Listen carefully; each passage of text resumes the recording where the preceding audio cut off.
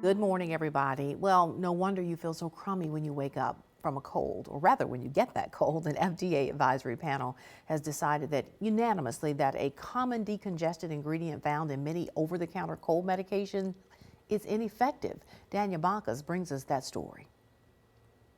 A panel of 16 advisors to the FDA says the leading decongestant used by millions of Americans likely provides no more relief than a placebo pill. Dr. Jennifer Lay is a member of the group that voted unanimously against the effectiveness of the key drug found in popular oral versions of Sudafed, Allegra, Dayquil, and other over-the-counter products for a stuffy nose. We made the recommendation to withdraw all currently available oral formulation of phenylephrine at 10 milligram as the OTC products. The vote moves the fate of those oral medicines containing the ingredient phenylephrine into the FDA's hands. In a statement, the Consumer Healthcare Products Association said the ingredient is safe and effective.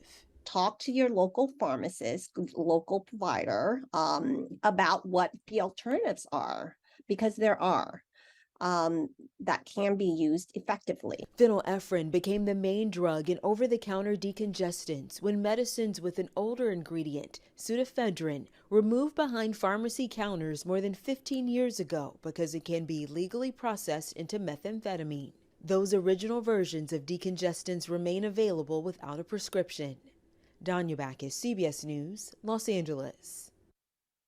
The panel of advisors told the FDA that studying that at a higher dose was not an option because it can push blood pressure to potentially dangerous levels. All right, as the need for mental health care has surged, a specialized walk-in clinic in Maryland is serving as a model for other communities nationwide. It operates like an urgent care, but for all mental health needs for all ages. Natalie Brand showed us how the model is helping thousands of patients find care exactly when they need it.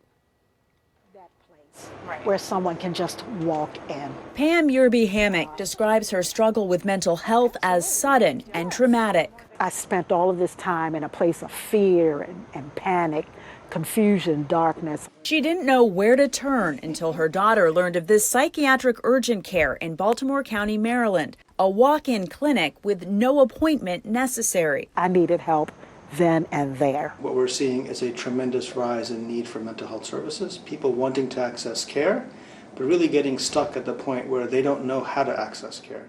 Dr. Hirsch Trivedi says Shepherd Pratt's urgent care for mental health opened in 2011 in response to long ER wait times.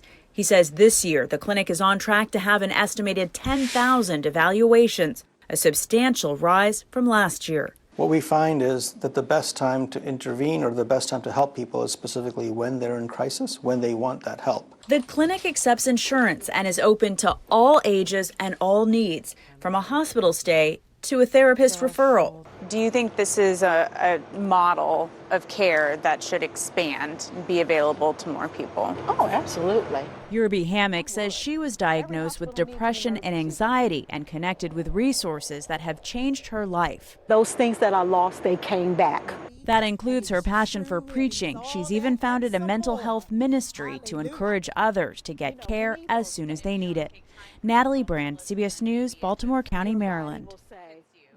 Shepherd Pratt is now working with other healthcare providers to help them open walk-in mental health clinics in different communities nationwide to help increase that access.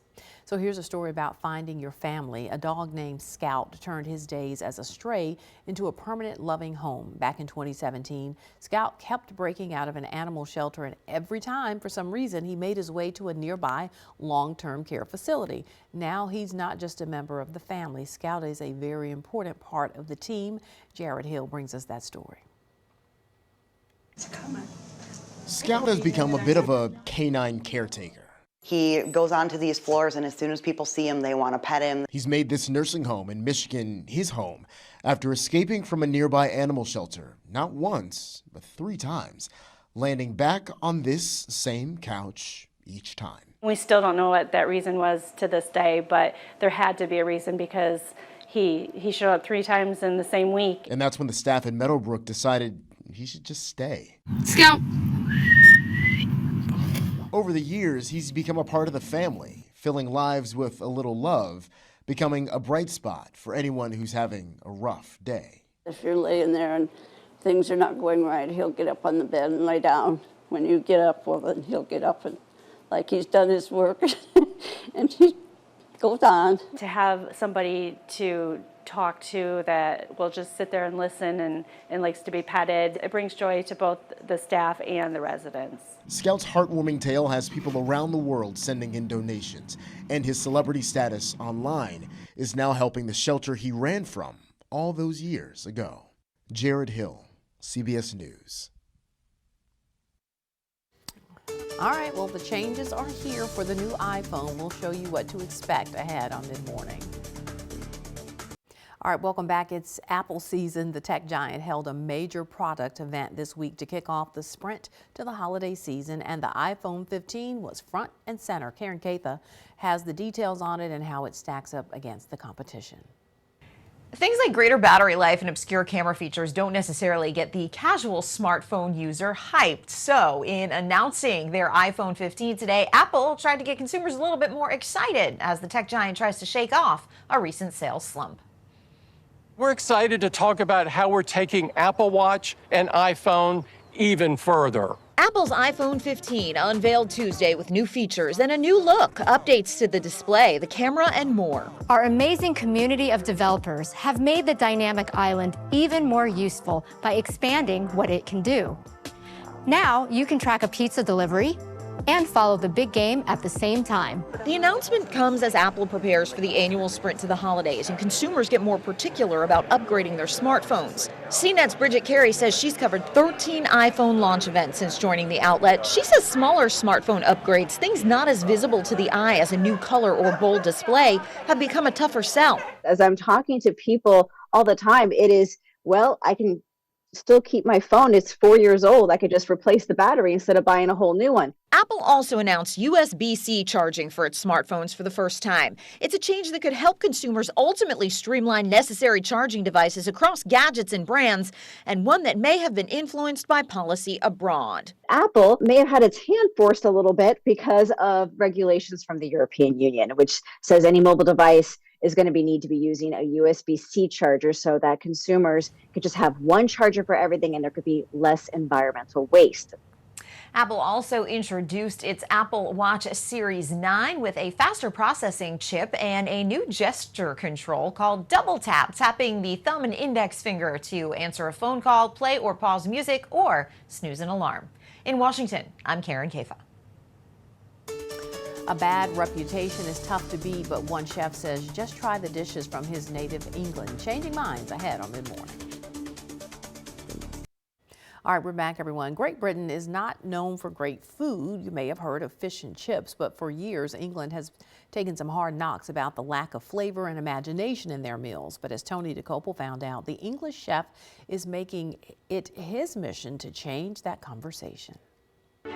Oh my God, this is amazing. Oh, it's so good. It's really good. Oh my gosh. If you don't mind, I'd like a moment alone with the French fry. Oh my gosh. It's delicious. I'm no professional food critic. That is amazing. Wow. Thank you. But trust me when I say Ed Szymański's cooking is, as one actual professional food critic put it, glorious. Well, that's the best part of doing this for a living. It's watching the satisfaction on customers' faces. I heard very little of that because of the crunch. As a baby-faced 30-year-old, Szymański is head chef of two bustling New York City restaurants. Can I have a spoon, please? Which he runs with his wife, Patricia. One is a casually high-end seafood spot called Dane. This is a grilled oyster of the green chartreuse hollandaise on top. Thank you. Enjoy. And a short walk away, the other, a larger, more meat-focused bistro called Lord's. Neither spot takes itself too seriously, and neither does Szymański, preferring a t-shirt to a chef's coat, and on his feet, well... They're like night slippers or something. Yeah. Most people who have reached chefdom tend to buy slightly more expensive ones, but humble boy at heart, I guess. They do the job. That job is wowing Americans with food from one of the world's less appreciated culinary traditions. I already get laughed out of the room when I tell people that the hottest new restaurants in New York are British restaurants. I think British food can be incredibly delicious. Britain, it's a very small island, but one that's influenced by a lot of different cultures over centuries. What began with fish and chips And the fish floats instantly. has now moved into edgier English classics, including a Scotch egg with curry-spiced lamb. It satisfies some of those medieval cravings, like the caveman. I like fat and acid, I like salt, I like a little spice. That is so good. That is lights out. And a full pig's head, breaded and fried. That's really delicious. I think it's a moral burden on us if we choose to eat meat, to eat every part of the animal and not to throw the other parts in the trash. But that's only one side of it. The other side is that it's actually really delicious. I'm a little bit confused about your path into the kitchen because you were not meant to be a chef. Do I have that right? That's true. I was the weird kid who had decided I wanted to be an investment banker. It's like, that's what I want to do in my life at 11 years old. But I pursued it pretty doggedly for years and realized after setting foot in an asset management firm, maybe this isn't for me. Instead, a volunteer job at a restaurant changed his life. I stepped into that kitchen and the personalities and the food and smells, and I thought that the restaurant was the coolest place to be. You're going to be a Best New Chef, Food and Wine honoree. When I found out the news, I was shocked. I didn't think that's something that would ever happen to me. For more than 3 decades, Food and Wine has published an annual list of best new chefs, described as the most exciting emerging culinary talent in America. Ed's take on modern British food is really fresh, very seasonal. Ed's doing something that nobody else in the country is doing. And if we think about the history of Best New Chefs, that first class was Thomas Keller, Daniel Boulud, Rick Bayless, Nancy Silverton, David Chang. These are the chefs who have helped shape cuisine in America over the past 34 years, and this new class will do the same over the next couple decades. This year's awards put a particular focus on great chefs Thank you. who are also cultivating kindness in the kitchen. In the kitchen, you have a sign that says, "Be positive." Where does that come from? How do you maintain it? You know, a lot of it comes from experience and making mistakes of my own and seeing how one is perceived when they raise their voice or do silly things or yell. And I want to set the example from the top down that you need to be very understanding and supportive of your staff. It seems so silly once you see how great it can be if everyone is supportive of each other. Are you calling Gordon Ramsay silly? And then could you speak into this camera right here? I think Gordon is a terrible representative of kitchen culture. I mean, that kitchen culture, if it didn't die 20 years ago, it should be dead now and buried way underground. Like, there's no place for that in this day. But if I had a $20 million check for you to stand in front of a British flag with your arms crossed and a vein popping in your neck, you would take it. $30 million I might take. For now, Shemansky is thinking about his next new restaurant, while also hoping the magic never ends. How do you deal with the doubt? Well, these kind of awards help a lot. Seeing the customers respond positively to the food. I would give it all away if it meant I had a busy restaurant every night packed with people who are excited to eat the food. That's what I really care about. All right, sometimes all you need is a little encouragement. Reporter David Begnaud says it changed his life. That story is next. Welcome back. We all need someone who believes in us, a family member, a pastor, a teacher maybe. CBS correspondent David Begnaud says it was a teacher who changed his life, and here's their story. There you are. I think that It has been 25 years since I first met the woman who changed my life, Josette Cook Surratt. When we first met in 1998, she was teaching English here at Turlings Catholic High School, and I was a 15-year-old freshman. I was gay at a time when it wasn't readily accepted, and I had Tourette syndrome when it wasn't easily understood. It was a lot of baggage for this young kid, but Miss Surratt had a way of seeing beyond the surface into my soul, really. For me, arriving in high school helped to change the conversation, and it was less about Tourette's and ticking and being gay, and more about, that guy seems to have some talent. That alone just made school easier for me. I knew he had a wall up, and I saw the wall. I saw the defensiveness. I saw the anger and frustration, and I didn't want that to impede any of the things that he deserved. The first time I saw Miss Surratt, there was something about her that I was just drawn to. It was the no-nonsense approach that she took in teaching me, calling me on my BS, if you will, but uplifting me in a way that said to me, She believed in me, and I believed her. Do you realize where we're walking? Where you had English class. Yes. Now look, I wasn't exactly at the head of Miss Surratt's class. What distinguished me was my voice. I sat in the back corner over there. I remember that you loved to talk in class, during class, to yourself. It didn't matter. You loved to talk. And because you had a nice deep voice, it carried throughout the class. So this was my original team, my charter team, I call it. As luck would have it for me, Miss Surratt was the head coach of the speech team, and she was after me to join. I remember you kept calling on me to read. Read aloud in the class, you'd say. The timbre of your voice was just so natural, even at your age, that I thought he belongs doing speech. And I felt like it would be an injustice for you not to pursue that. I said, the kids are already half a year ahead of you. You got to compete now. So I did. Perhaps Mark Twain put it best when he said, snoring is simply sleeping out loud. And you went with it, probably not totally memorized. And what happened? And you took second place. And then you never looked back, and you never did not bring home a trophy from then on. It was beautiful to watch. That's mine. 2000, second in the country. But more important than the trophies were the life lessons.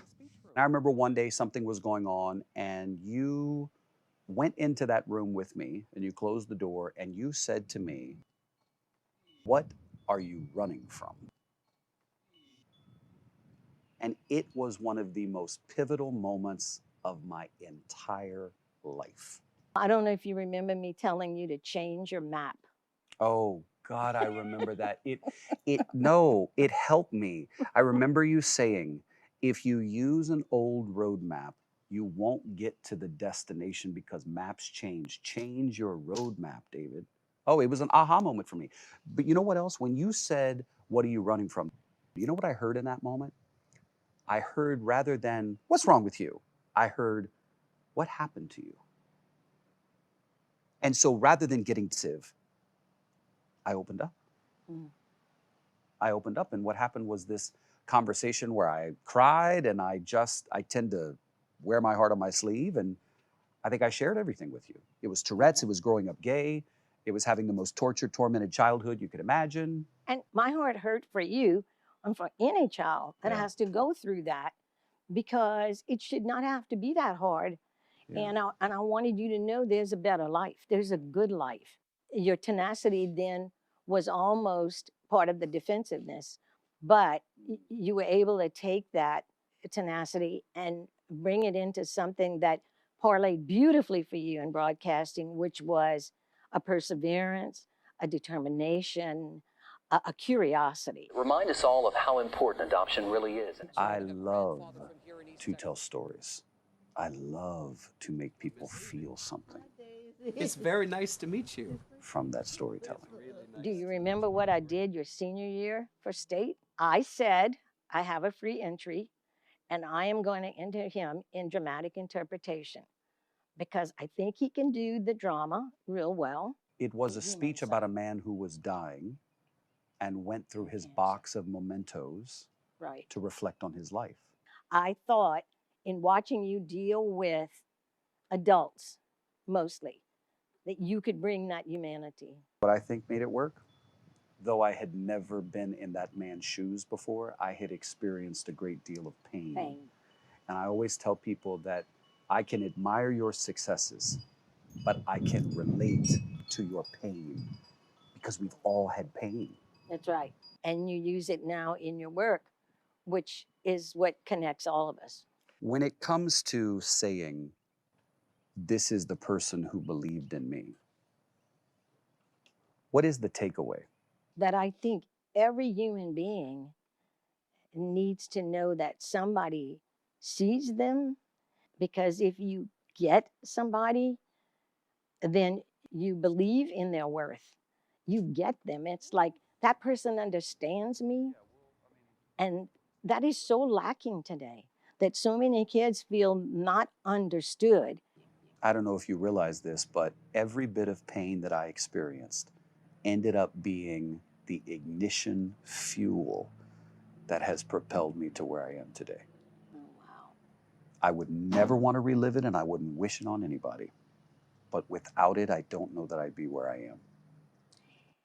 And I think, too, talking about your pain, I think that message for these kids today that have so much of it in their lives is never going to be old, because they need to hear what it can become. Pain is relevant and it's relatable.